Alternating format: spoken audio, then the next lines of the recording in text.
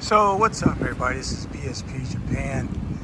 I'm going to. I just did a video. I'm still in now, so I'm going to do another video here on how to purchase a home in Japan. I'm going to call it something different, but it's basically talking about the three banks that will lend to foreigners here in Japan, be it business loans or home loans. I know I get a lot of questions on that, do you know any banks? And I do know banks, and because I'm going with one of these three banks that I mentioned today. They each have different criteria for how they lend to foreigners here. And I have another phone with me, my other phone. I'm going to be looking at those notes as soon as I find this place to sit down so I can look at them so I can tell you what the differences is. But I'm going to go up here, and now it's a station, which is a major train station here in our city of Georgia. I don't know if you noticed it, but the station's modeled after like a ship. They have like these, you'll see when I walk through, because I'm going to walk through the other side. There's a park over there that I like. It's a small park, but it's got some really good, it's just a nice relaxing park to sit down, and I can pull on my other phone and I can kind of tell you what the difference is here. But I just want you to have this whole experience of me walking through Naza Station. I know some people get up here and are like, hey man, the noise, the background noise. Well, it's all part of being in Japan.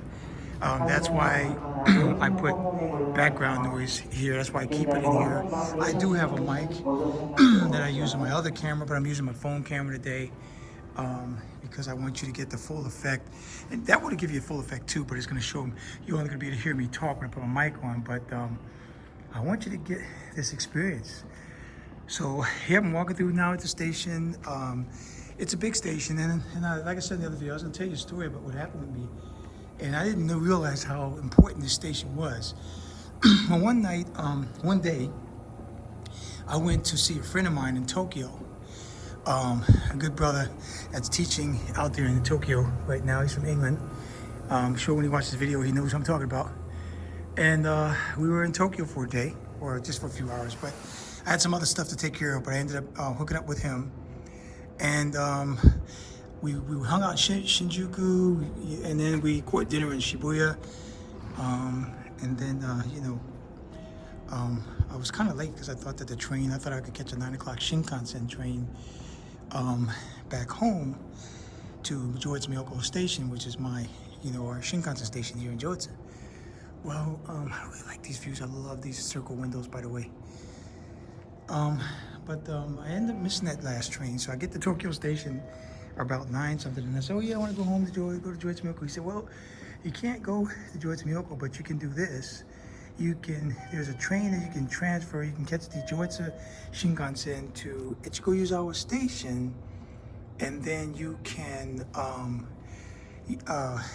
transfer to the Hokuhoku line that will take you to now it's a station in your city. And I was like, oh. So I ended up doing that line.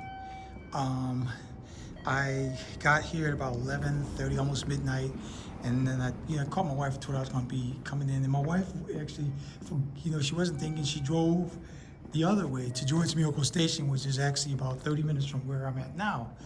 And then she said, hey, I'm outside waiting for you. I said, no, babe, I told you I'm at now it's a station. She's like, oh my goodness. So she had to drive down here to now it's a station. I wanted to point that building out right there. That is a nice patisserie. They got some really nice pastries in there, man. Really nice cakes and stuff, French stuff. See, this is the kind of stuff you see popping out of nowhere here and now it's in Joetsu City. So yeah, that's what happened. So I ended up taking a lot of pictures that night. It was beautiful, man. I was just out here hanging out, waiting for her and my kids to come pick me up because she can't leave the kids at home by herself. And so that was a good experience. But I just wanted to bring that story up because I'm here now at the station. And then I started realizing, oh, this is a big station. They're pretty good. They pretty much go a lot of places. I can go to Niigata Station from here. Of course, I have to go to Zawa from here. Joetsu Miyoko from here. I can go the other way. So this is a pretty busy station when it gets busy. So right now it's not that busy part of the day, but trust me, this station will get busy.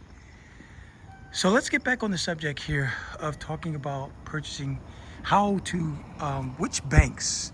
I don't still know what I'm gonna call this, but I'll figure it out. Which banks will lend to you?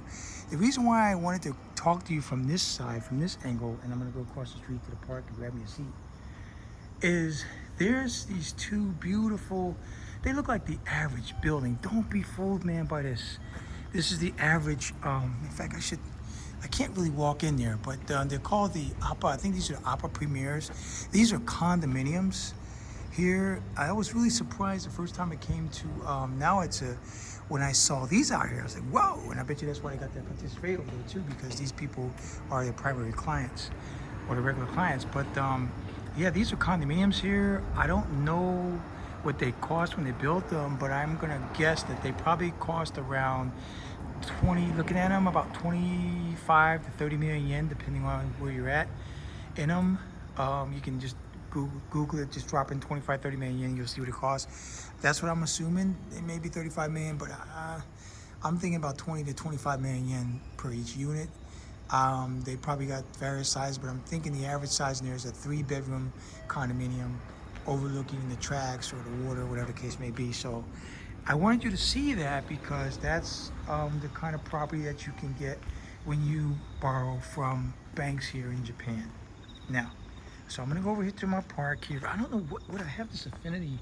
I love parks by the station. I don't know why. And it's starting to rain now. So look at how this is. They really mowed this thing really nice, man. Look at this park. It's beautiful.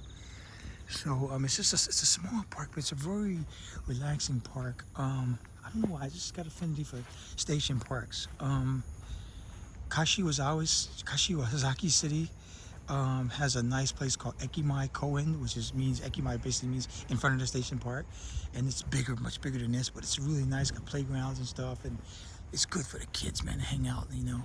But this is the kind of park that you just kind of hang out and just chill, and that's what I like about this one. So I'm gonna go grab a seat on one of these benches, the farthest away from this guy. He has his umbrella up, so I didn't realize it was gonna be. I was hoping it wasn't gonna rain, and if I'm gonna get wet, I'll probably have to. I need 2 hands to do this video, so I wasn't counting on holding an umbrella right now. But as I'm walking over here, it's starting to rain more, so we'll figure that out. We'll figure something out. If anything, I may have to just go stand back over the overhang and finish this up or talk more about this. But you can see this is a residential area I'm in. I'm here and now and this is a nice park. So usually in Japan, what they do is they like to put like nice parks like this. They may not be as big, depends on how much they allocate for parkland around these areas. There's like an apartment building over there, and you've seen the condominiums and just houses all around here.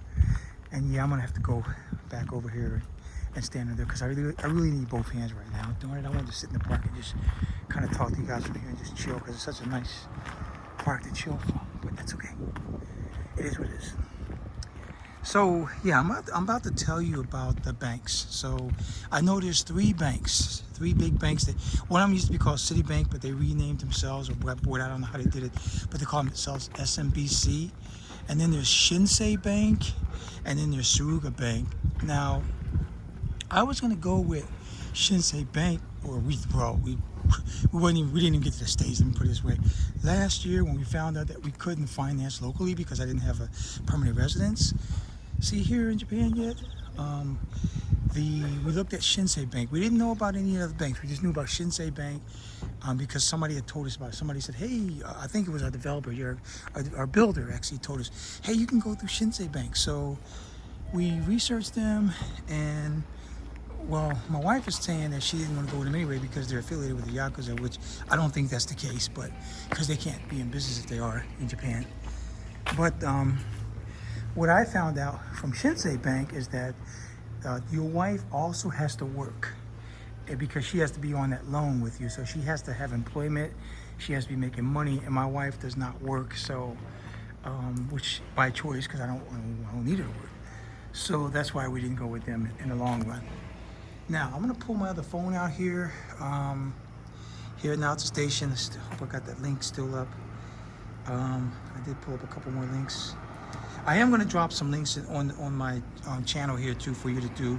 I know I always say, and sometimes I forget, but this time, yeah, I'm going to remember what I'm doing here. So the information that I'm going to talk to you about is Some of it's back in 2015, but then I do have some updated information on what banks will do for you.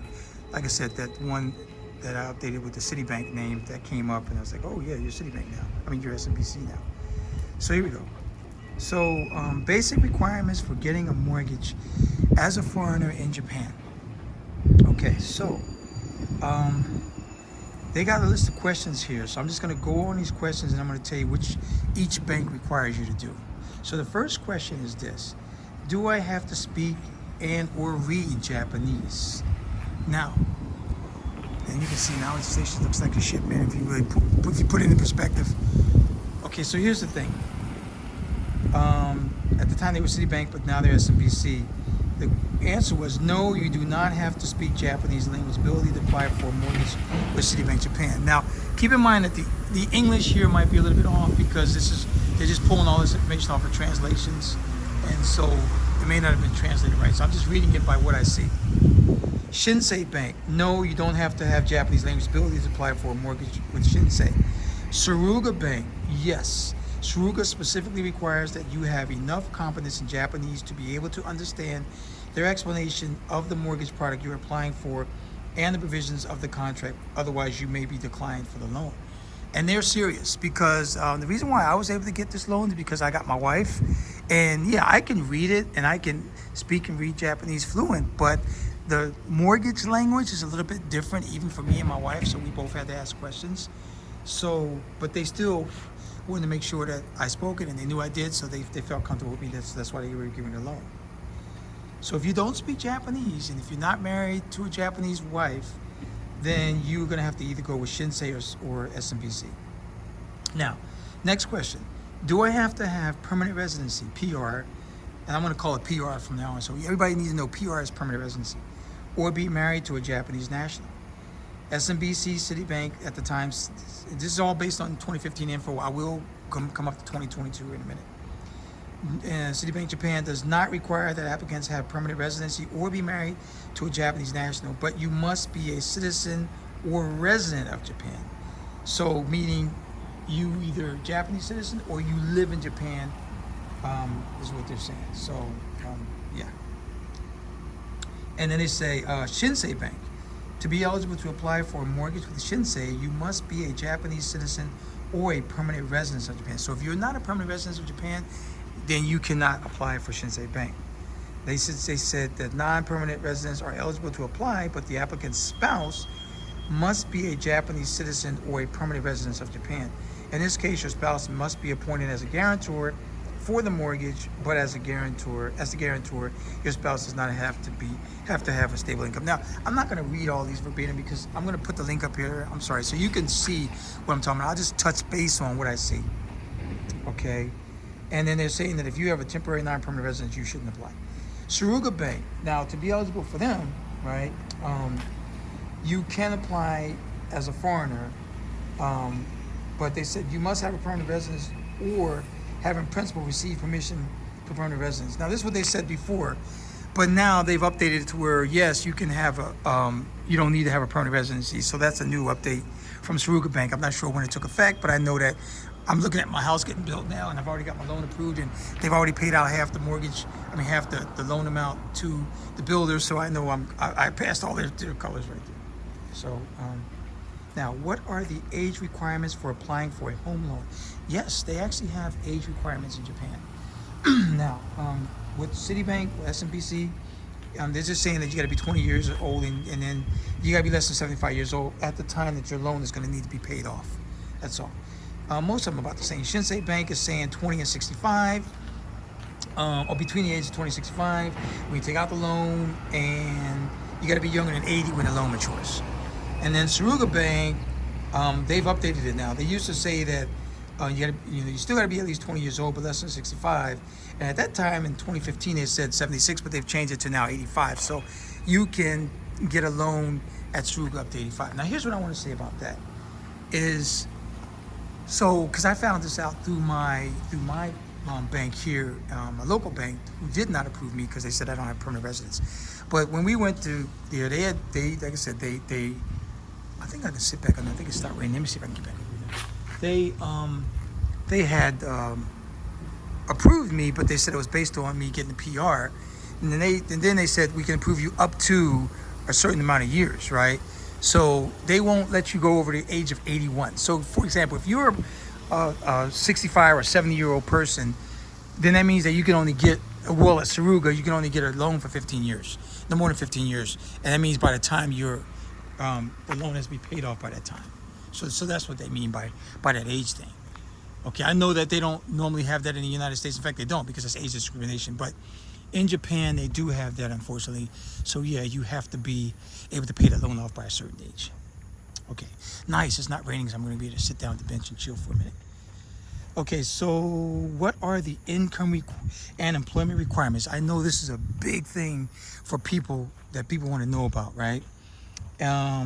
So SMBC, you must have a stable source of income over 5 million yen a year. Now, the average Japanese household is bringing in about 6 million plus a year, right? It's like 6.5 million or something like that a year. So they're saying you got to be at least at 5 million a year. Shinsei Bank, and they're saying that your annual income before tax for the previous fiscal year of 3 million yen or more, right? And then they said that you must be continuously employed in Japan 2 or more years. They, like I said, this may have been updated. I can check and see if there's updates on that, but that's what they wrote in 2015. All right. Suruga Bank said that you must have an annual, and that's still the same because I just checked that, of at least 2 million yen after tax. So that means after tax. So after they pull tax out of your ass, you still got to have 2 million yen worth of monies available that you're bringing home net. So basically, they might as well just see, they don't have to write it in English, right? But basically 2 million yen net, and have been continuously employed for at least 3 years. So now here's another thing for us, for our business aspiring people who want to do businesses here. If you're self-employed, the business must have been in operation for at least 3 years here in Japan. Well, no, just said 3 years. They didn't say here in Japan, at least 3 years. So sorry. Now, do I have to have a guarantor to apply for a mortgage? Now, a guarantor is basically a person that is a Japanese national here in Japan. And I know with SMBC, they say no to apply for a home loan with SMBC. You do not normally need a guarantor. But any family member whose income is included in the calculations to determine your ability to repay the loan will be required to become a joint guarantor. So basically what they're saying is that, and I used to do mortgages, so I know, I'm sorry, I had this thing up too high. I used to do mortgages, so I know how the mortgage world works. It's pretty much the same in the States with the exception of the age thing. But basically they're saying, yeah, if you don't need to have a guarantor, but if you're going to be using your spouse, and it's tough, I'm going to go back under there, darn it, I was getting used to this. If you're going to be using your spouse to qualify for a loan, then yes, you're going to have her as a guarantor, him or her as a guarantor. Now, Shinsei says that they require applicants to have a joint income guarantor who meets certain age and income requirements that are related to you. And then they said you can contact them for more details, as you can do any of the other things. Suruga does not, in principle, require that you have a guarantor to apply for a home loan, but they're right, they don't. But and like I said, I can talk about this because I am doing a loan I did go with Suruga Bank, but my wife is not physically required to pay for the loan because I am. But if the loan doesn't get paid, they will come after my wife because she's my spouse. And my wife and I also, we put our land up. So we own the land that the house is being built on, obviously, together. But my wife, we got the land separately, but we're together because we're a married couple. She inherited land, well, not inherited, but her father gave her the land that he had inherited from his father. And then I bought the land next to the land that she inherited from her father after having her father make a phone call to a person that knew his father, right? And that knew the family well. That's the only reason why I was able to buy that property. Otherwise, I wouldn't have been able to. And so we own that land outright because my wife got hers. I paid cash for the portion that I got because I bought it. And then we had to send the titles in to Suruga Bank. So in other words, if I don't pay this loan, then my wife is going to have to pay it. And if she doesn't pay it, she's going to lose everything, the house, the land, everything. Of course, that's not going to happen. But, that's what I mean when they say you don't need to have a guarantor, but they will put her name on And they had to anyway for my wife. I just remember now they had to, only because my wife, the house is being built on a portion of the land that's under her name. That's what it is. That's what it was. So I didn't have to have a guarantor, but they got her on here because her name is on the land that the house is being, on portion of the land that the house is being built on. So that there you go. So that's what they mean by that. Now, what are the other minimum eligibility requirements to apply for a home loan? So SMBC, or formerly Citibank, says aside from the requirements above, you must also be eligible for group life insurance to apply for mortgage. That is with everybody. You must be eligible for group life. Now, let me tell you a little about the group life. Group life, they don't check you. They don't come out and say, okay, we want you to do a physical and make sure your body's good. You don't have any diseases like diabetes or this, that, the other. They don't do that. All they say is, okay, yeah, you're going to have to pay for that group life. And you just have to say, yeah, I'll pay for it. And of course, then you're good. Okay, so they rarely will check. And also with me too, I don't know, maybe they have, but I'm in the national health system. So I don't remember signing any documents that says that they can check my health, but maybe I did, but I don't think so. I just don't remember doing that anyway. All right, so let's see. So what interest rate can I get? Now my interest rate right now is 1.725. It's a 5-year variable rate mortgage, and I didn't know that was actually only going to be 5 years until well after our place got built. I told you probably about a month ago when I did a video on that. But I did find, and I'm going to upload that, the English site of the Suruga Bank, which I should have checked before. And then they pointed me to a PDF, and the PDF, they didn't, but I found it on my own. And the PDF said that the only rates that they give you is the type of loan they give you is a variable rate mortgage for 5 years. The English in there is a little bit scary because they say that there's some part in there that says, well, we can, at any time, we can raise this and we can do that, and every year the rate's going to change. No, that's incorrect English. The rate is locked for 5 years, and then after that, I read the pamphlet, it can go up a quarter point every 6 months, no more than a quarter point every 6 months. If the rates don't go up, then your payment doesn't go up. So that's how that works. I just wanted to put that out there.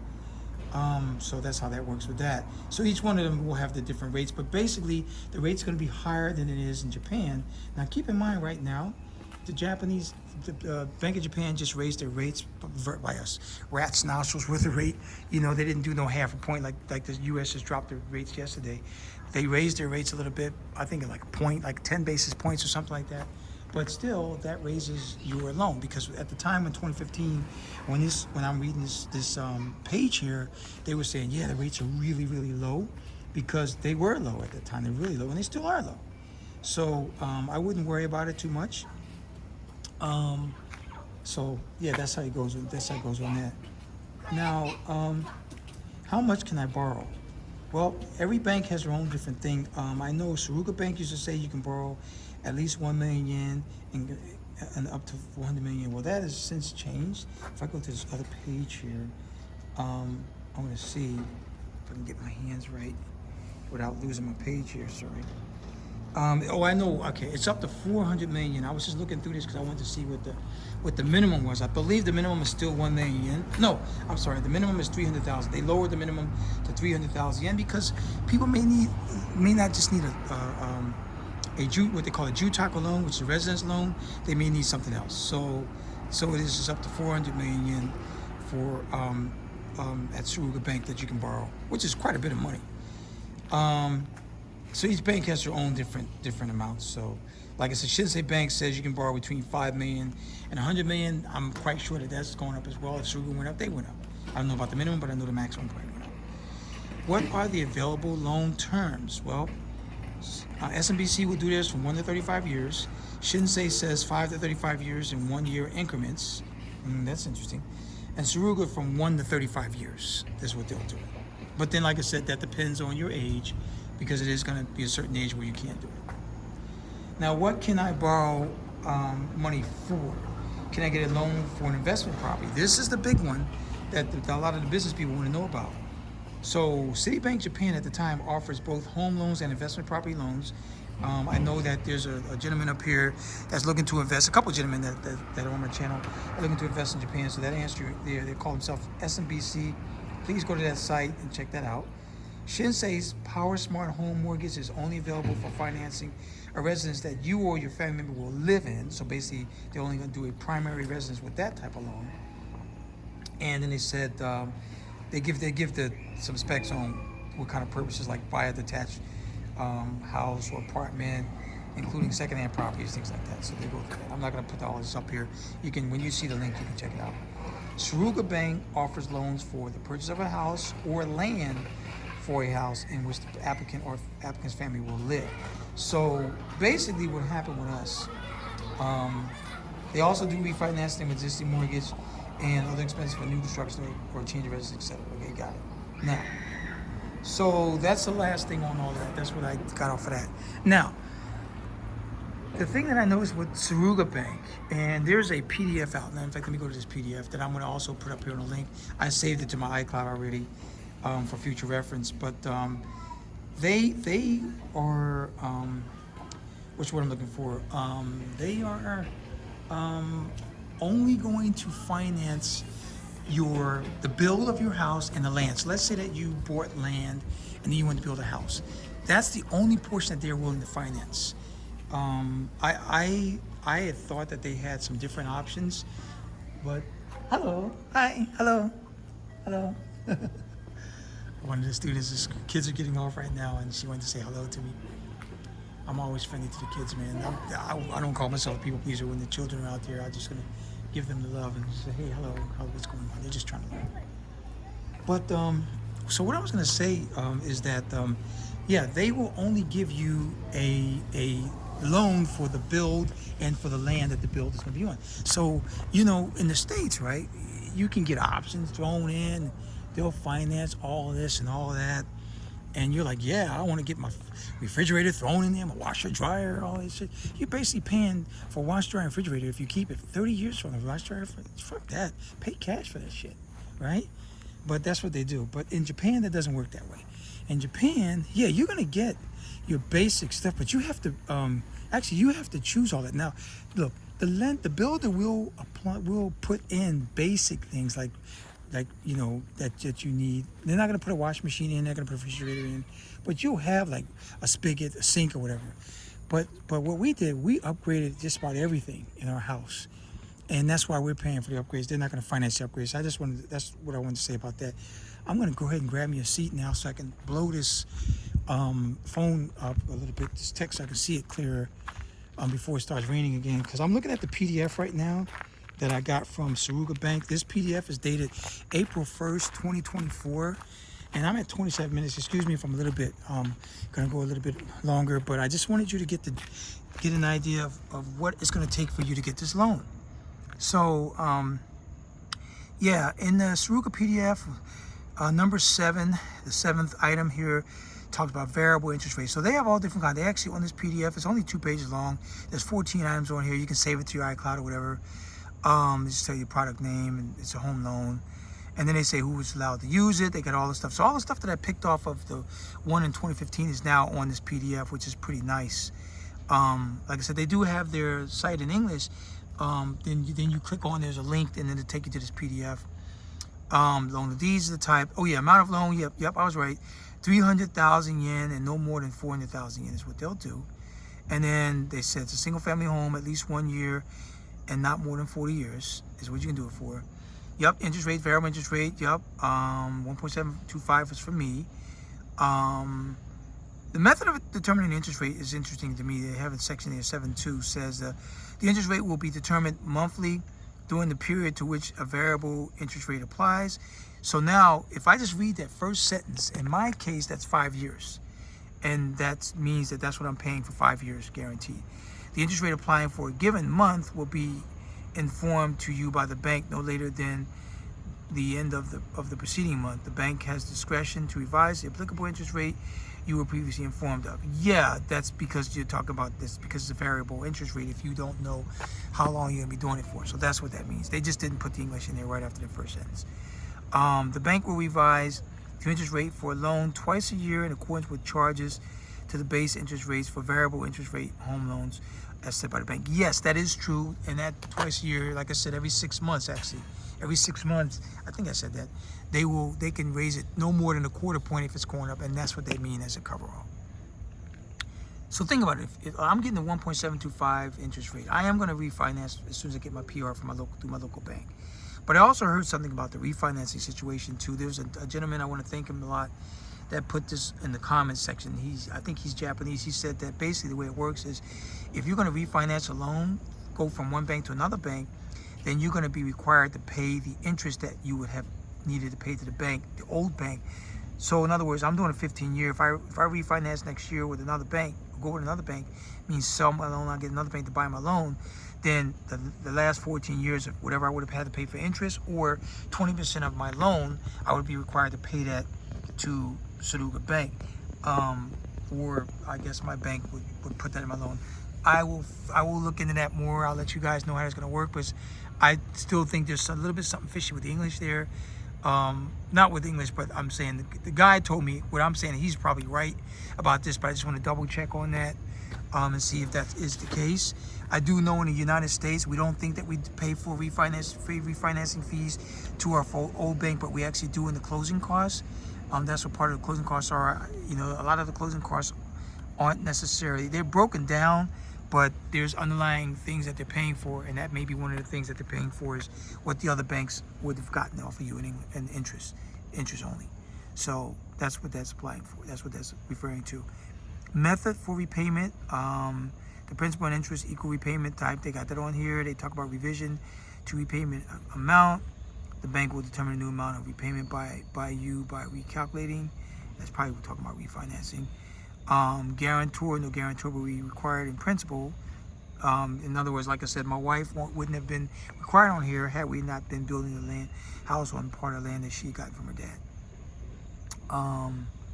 And then security, the bank will establish a mortgage on the land and building for which the loan will be provided. You will be required to assure the expenses for establishing security, which basically means you'll be required to make those monthly payments. Yeah, that's what it means. Group credit life insurance, yep, I told you about that.